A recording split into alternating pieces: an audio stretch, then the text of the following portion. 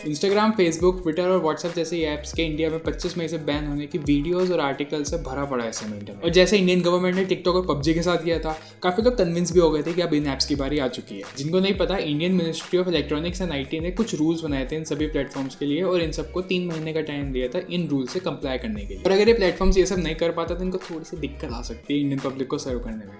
इनको दिए 3 महीने पूरे हो चुके हैं और किसी भी ऐप पर ये रूल्स अच्छे से अभी तक इम्प्लीमेंट नहीं हुए। अब जिन लोगों को इन रूल्स के बारे में नहीं पता है, पहला रूल था कि इन सभी प्लेटफॉर्म्स को एक ग्रीवियंस रिड्रेसल मैकेनिज्म बनाना पड़ेगा।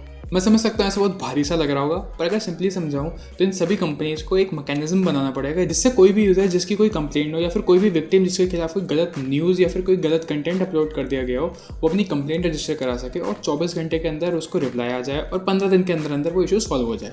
दूसरा रूल जो सारी कंपनीज के लिए गवर्नमेंट ने बनाया था वो था कि इन सभी कंपनीज को एक कंप्लायंस ऑफिसर, एक नोडल कॉन्टैक्ट पर्सन और एक रेजिडेंट ग्रीवियंस ऑफिसर अपॉइंट करना होगा। तो बेसिकली इन कंपनीज को एक ऑफिसर जो ध्यान दे कि इनकी ऐप्स सारे गवर्नमेंट के रूल्स और एक्ट्स के हिसाब से चल रही हैं, एक ऑफिसर जो सारी लॉ इन्फोर्समेंट एजेंसीज जैसे कोर्ट या फिर पुलिस के साथ कोऑर्डिनेट कर सके, और एक ऑफिसर जो सारे ग्रीवियंस वाला काम संभाल सके अपॉइंट करने होंगे। ये सभी ऑफिसर्स का इंडियन रेजिडेंट होना जरूरी है और इसी के साथ इन कंपनी के पास कितनी कंप्लेंट्स आती हैं और उस पर क्या एक्शन लेते हैं, इस सब की रिपोर्ट हर महीने इन्हें इंडियन गवर्नमेंट को देनी होगी। इन सभी कंपनीज का इंडिया में एक एड्रेस होना चाहिए।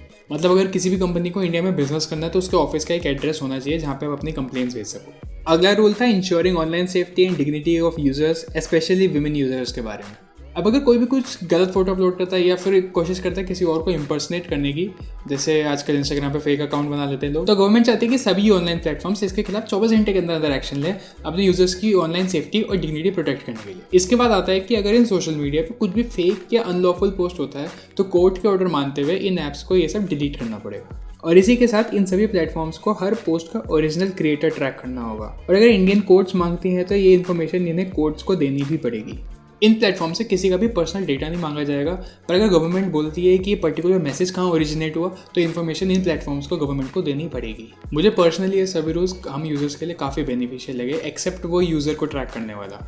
वो हमारी प्राइवेसी के लिए थोड़ा सा चैलेंजिंग हो सकता है। इंस्टाग्राम या ट्विटर, जहाँ पे आप यूजुअली सब कुछ पब्लिकली ही पोस्ट करते हो, वहाँ पे ऐसे ओरिजिनेटर को ट्रैक करने में कोई दिक्कत नहीं आनी चाहिए। पर ये सारे रूल्स हर उस ऐप जिस पे आप किसी से ऑनलाइन बात करते हो पर भी अप्लाई होते हैं, जिसका सबसे बड़ा एग्जांपल अभी है व्हाट्सएप। ठीक है, मेरे को पता है व्हाट्सएप पे क्या क्या मैसेज फॉरवर्ड होता है जिनको रोकना सही में बहुत ज़्यादा ज़रूरी है, पर व्हाट्सएप के सारे मैसेजेस होते हैं एंड टू एंड एन्क्रिप्टेड, जिसका सिंपल मतलब है कि कोई मैसेज कहाँ से आ रहा है, कहाँ जा रहा है और उसका अंदर लिखा हुआ क्या है ये कोई भी नहीं पढ़ सकता है, सिवाय उनके जिन्होंने वो मैसेज भेजा है और जिनको वो मैसेज मिलने है। अब अगर गवर्नमेंट को किसी पर्टिकुलर मैसेज के ओरिजिनेटर को ट्रैक करना है तो व्हाट्सएप जैसी ऐप्स को यहाँ से एन्क्रिप्शन हटानी पड़ेगी, जिससे आपकी चैट्स को ट्रैक और हैक होने का खतरा बढ़ जाएगा। और इतना ही नहीं, इतने सारे ट्रैकिंग डेटा के साथ फेसबुक जैसी कंपनीज जो आपका डेटा ट्रैक करने के लिए पहले बहुत ज़्यादा बदनाम है, उनका रिसोर्स पूल और भी ज़्यादा बड़ा हो जाएगा।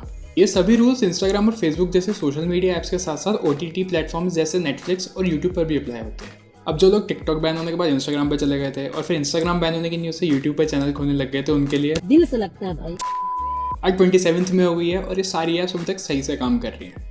तो आखिर हो क्या रहा है? तो फेसबुक और गूगल, जो यूजुअली सारी गवर्नमेंट्स के साथ काफ़ी क्लोज होकर काम करती हैं, उन्होंने इन सभी रूल से कंप्लाई करने को बोल दिया है और थोड़ा सा एक्स्ट्रा टाइम मांगा। बट व्हाट्सएप ने गवर्नमेंट के खिलाफ ओनर रिवर्स फेंक के दिल्ली हाई कोर्ट में उस प्राइवेसी वाले पॉइंट को लेकर गवर्नमेंट के ऊपर ही केस कर दिया। और वहीं ट्विटर ने गवर्नमेंट के मैसेज को अभी तक सीन पे छोड़ रखा है। अब मेरे हिसाब से ये सारी ऐप्स इंडिया में बैन तो नहीं होंगी, टिकटॉक वाले थोड़ी चैन की सांस ले सकते हैं, पर मैं व्हाट्सएप के बारे में फिलहाल तो कुछ नहीं कह सकता क्योंकि ये तो पूरे लड़ने के मूड में। पर्सनली मेरे को व्हाट्सएप की बात सही लगी, पर इंडियन व्हाट्सएप पे जैसे मैसेजेस फॉरवर्ड होते हैं उसके हिसाब से मैं गवर्नमेंट के एक्शंस को भी गलत नहीं बोल सकता।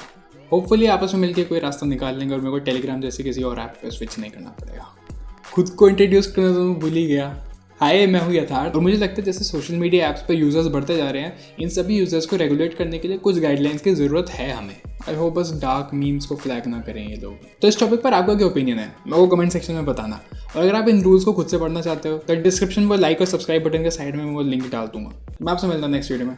बाय।